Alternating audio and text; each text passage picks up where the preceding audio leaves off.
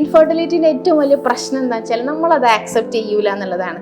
അതായത് എനിക്ക് ഇൻഫെർട്ടിലിറ്റി ആണ്, അതിനിപ്പോൾ എന്താ പ്രശ്നം?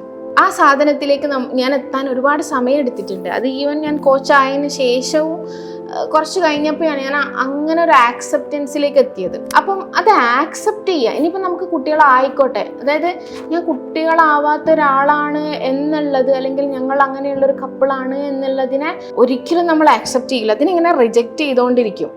അപ്പം ഇൻഫെർട്ടിലിറ്റി എന്നുള്ളതിന് ഭയങ്കര ഒരു നെഗറ്റീവ് സാധനം എന്നുള്ള, നെഗറ്റീവ് ആണെങ്കിൽ കൂടി പക്ഷെ അതിനെ ഭയങ്കരമായിട്ട് നമ്മൾ റിജക്റ്റ് ചെയ്യും. ഏതൊരു സംഗതിനെയും നമ്മൾ ആക്സെപ്റ്റ് ചെയ്യുമ്പോഴാണ് നമുക്ക് ഫേസ് ചെയ്യാൻ പറ്റുക. ഈ റിജക്ഷനിലാണ് മെജോറിറ്റി നല്ല ഫുൾ അങ്ങനെയാണെന്ന് തോന്നുന്നു. ഞാനും അങ്ങനെ തന്നെയായിരുന്നു. പക്ഷെ അത് ആക്സെപ്റ്റ് ചെയ്തത് മുതലാണ് ഞാൻ കൂളാവാൻ തുടങ്ങി.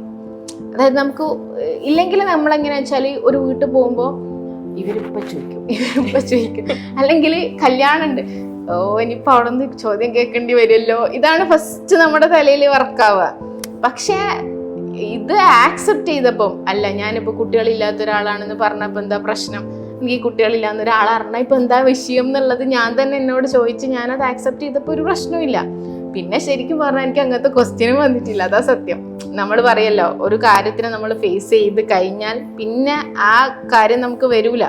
പിന്നെ റെയറായിട്ട് വരുന്നതൊക്കെ എന്താ പറയുക, നമ്മൾ സിമ്പിളായിട്ട് ഹാൻഡിൽ ചെയ്യും.